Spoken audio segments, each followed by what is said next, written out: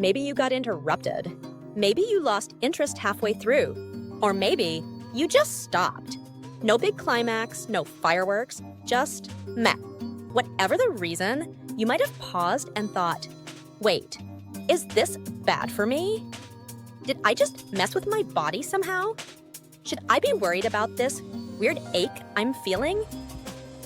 Let's talk about it. This is a topic people rarely bring up, especially in a serious way.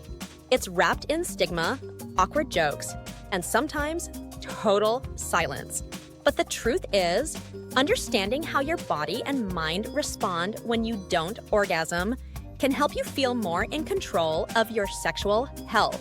So here's the real, science-backed, no-shame breakdown of what actually happens when you masturbate but don't finish. So first, what happens physically? When you're aroused, your body preps itself for climax. Blood flow increases to your genitals. Your heart rate picks up. Your muscles start to tense. Your brain says, we're on the highway to pleasure town. But if orgasm doesn't happen, if the brakes slam on before you reach the finish line, your body doesn't immediately get the memo. That increased blood flow, it doesn't drain away right away. That tension in your muscles, still lingering. For some people, especially men, this can lead to a sensation commonly known as blue balls.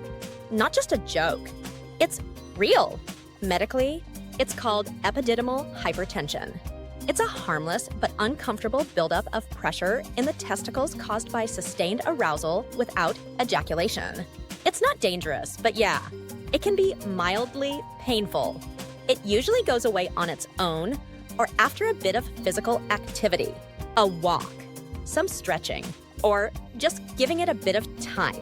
And yes, this can happen to women too. Some women experience what's been nicknamed blue vulva, where the pelvic area feels swollen or heavy due to prolonged arousal. Again, not dangerous, just uncomfortable. It's your body still waiting for a conclusion that didn't come, literally. Here's the good news. No, not finishing doesn't hurt your body long term. You might feel a little tension or pressure at first, but your body will return to its normal baseline on its own. You're not damaging anything. You're not backing up or breaking your internal plumbing. In fact, some people do this on purpose. We'll get to that in a second. So don't worry, stopping before orgasm isn't harmful. It's just incomplete. Now, let's get into the psychological side. Orgasm does more than just feel good. It releases a surge of feel-good chemicals like dopamine and oxytocin, which help you relax, boost your mood, and reduce stress. It's why people often feel sleepy or blissed out afterward. So when you don't reach that peak, you might miss out on that post-orgasm calm. Instead, you might feel frustrated, restless, maybe even a little irritable, especially if you were using masturbation as a form of stress relief or emotional comfort. On the flip side, some people intentionally stop before orgasm. It's called edging. Edging is a practice where someone brings themselves close to orgasm, sometimes multiple times, but stops right before finishing. Why would anyone do that? Simple, to intensify the eventual orgasm. The idea is that by riding that edge of climax, you're building up arousal so much that the final release, when it does happen, is explosive.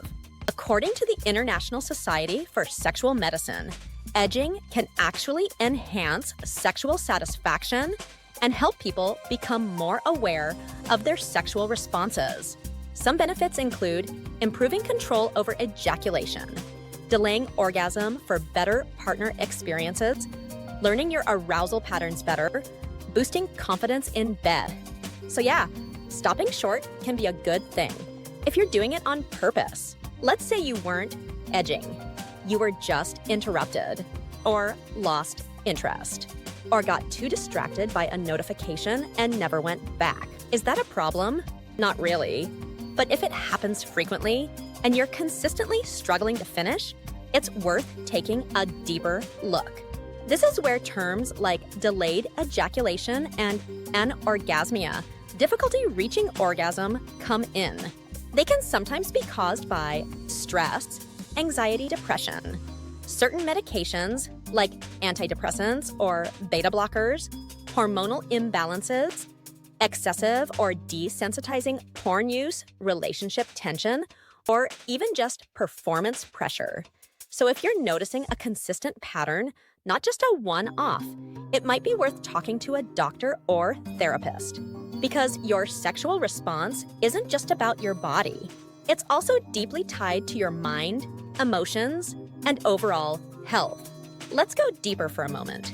When you get aroused but don't finish, several things are happening inside you.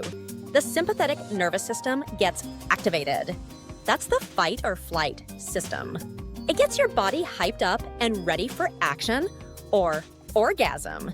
But when climax doesn't come, your parasympathetic nervous system, the rest and digest mode, doesn't get triggered as strongly. This means your body stays in that heightened state longer. You might feel on edge or even more sensitive for a while. Hormonal shifts are minimal without orgasm. Dopamine gets released during arousal, but oxytocin and prolactin, the ones that create that post-orgasm chill, don't get the same boost. This means your body may feel ready, but unreleased. So what does it do? Eventually, it resets. The blood flow slows. Your nervous system rebalances. Your muscles relax. But it takes longer than if you had climaxed. Here's an interesting twist.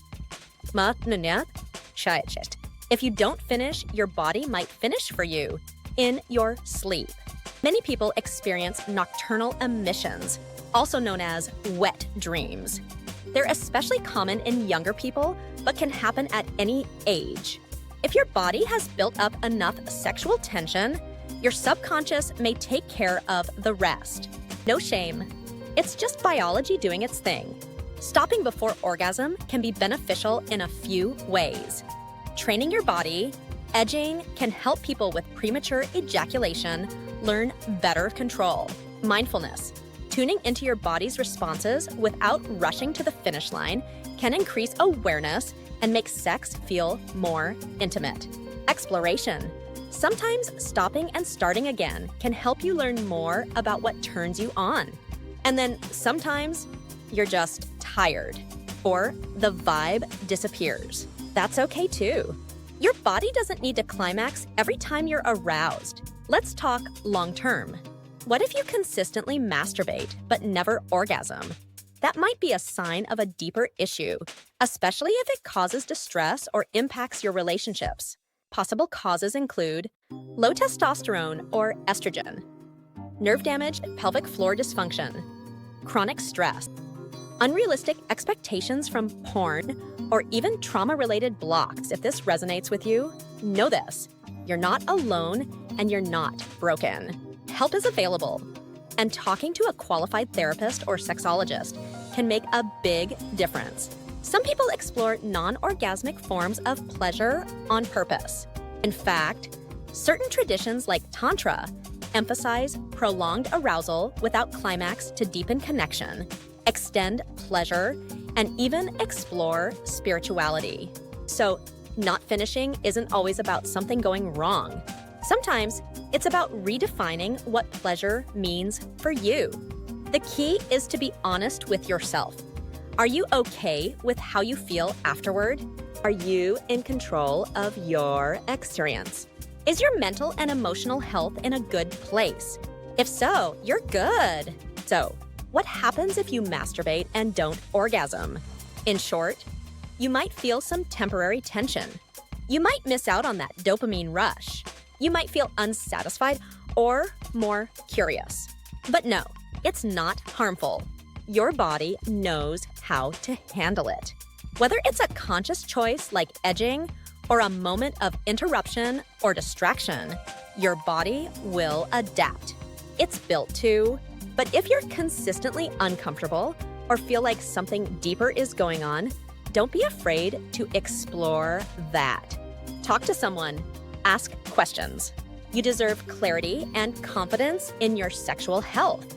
Have you ever noticed how your body reacts when you don't finish? Is it frustrating, intriguing, empowering? Share your thoughts in the comments. We'd love to hear your experience. And if you found this video helpful, hit that like button and subscribe for more no-shame, science-based mental and sexual health content.